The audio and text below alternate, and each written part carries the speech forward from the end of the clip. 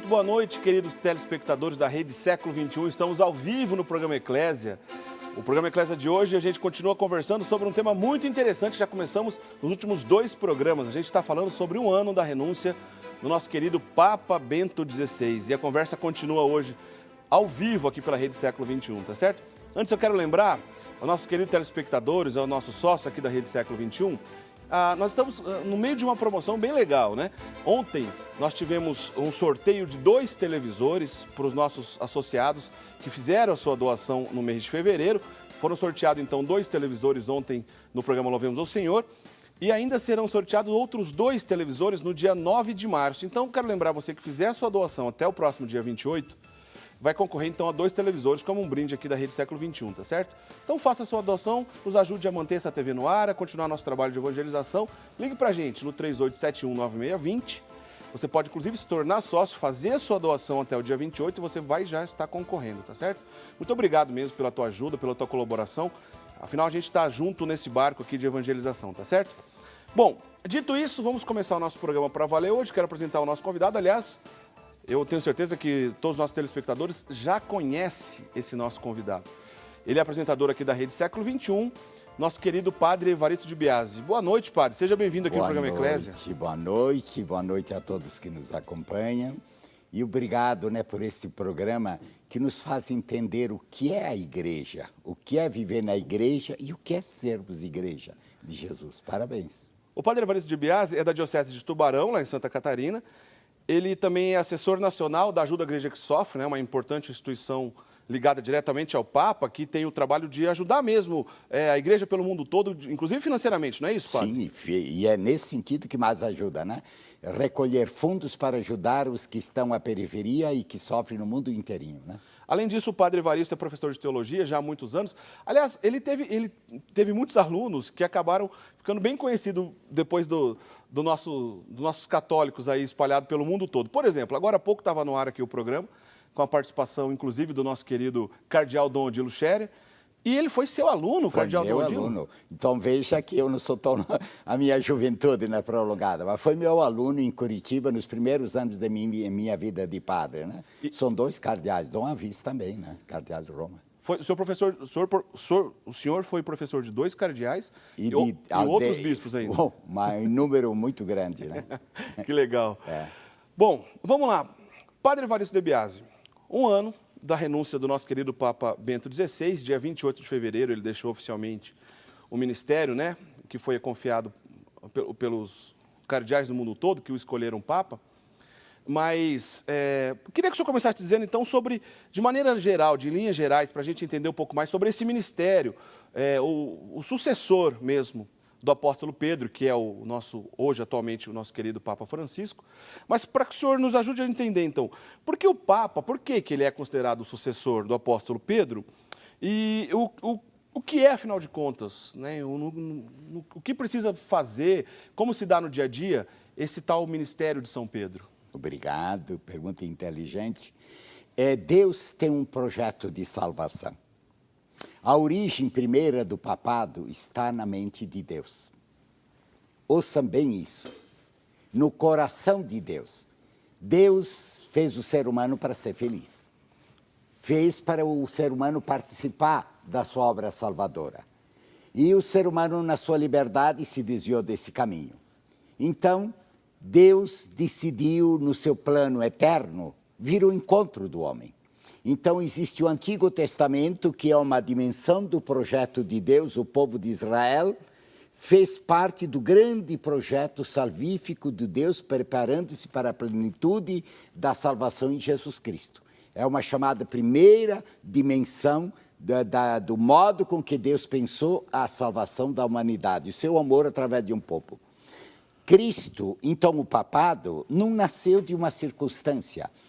Até houve teólogos que disseram assim, que o que Cristo veio trazer ao reino de Deus e o que nasceu foi o Papa, a igreja. Não é verdade.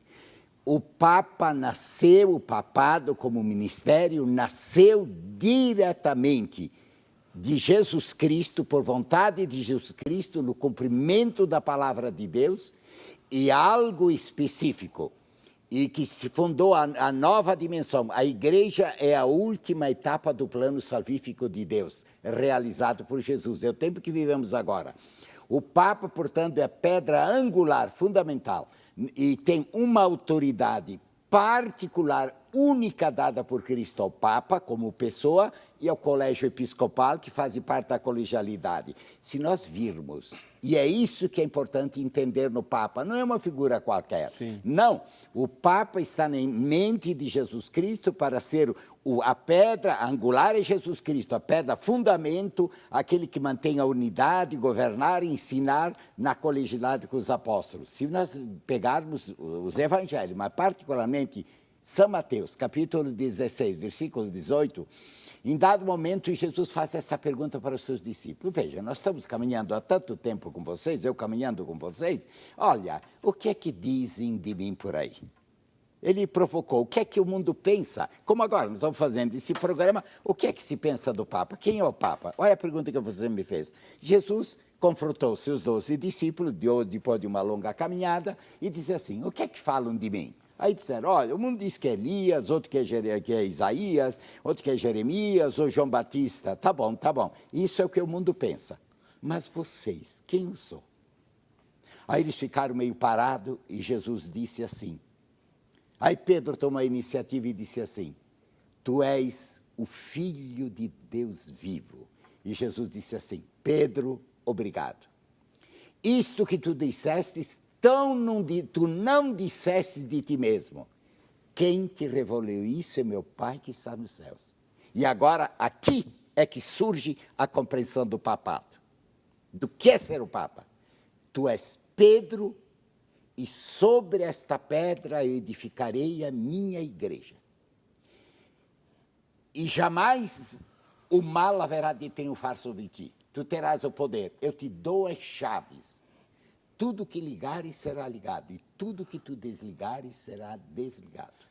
Os apóstolos estavam juntos, mas Jesus deu uma autoridade toda particular, e isso todos os apóstolos sempre aceitaram, e aí a igreja sempre descobriu, sempre refletiu, que nesse momento de Jesus está a instituição que Cristo fez da cabeça da sua igreja, da eclésia, o chefe, o capto, o pastor universal, com o dom da infalibilidade pessoalmente.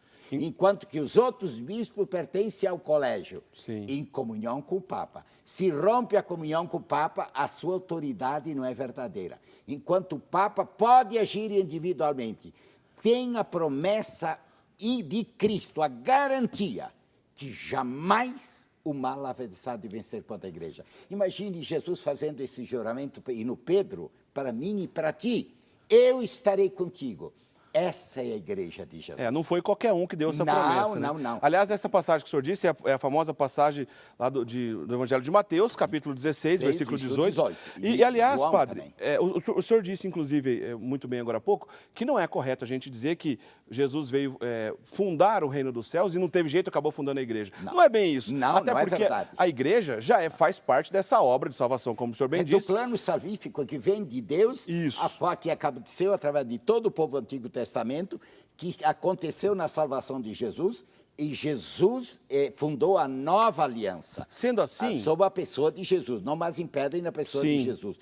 E o São Pedro é constituído para visibilizar, hoje, no tempo, a pessoa real de Jesus. Sendo assim, esse ministério de São Pedro, ele diz respeito a todos nós batizados, né? A todos. De certa forma, todos nós somos batizados, temos relação direta com esse ministério. Total, todos nós recebemos esse ministério e toda a Lumen Gentium, que é esse documento do Vaticano II, dos primeiros dogmáticos, que ensina que todos nós, sob Pedro e sobre esse momento de Cristo, pela redenção de Cristo, pela sua salvação, temos o tríplice ministério do mundo de santificar, de reger e de governar a igreja, né? Santificar, e sempre foi, tá certo.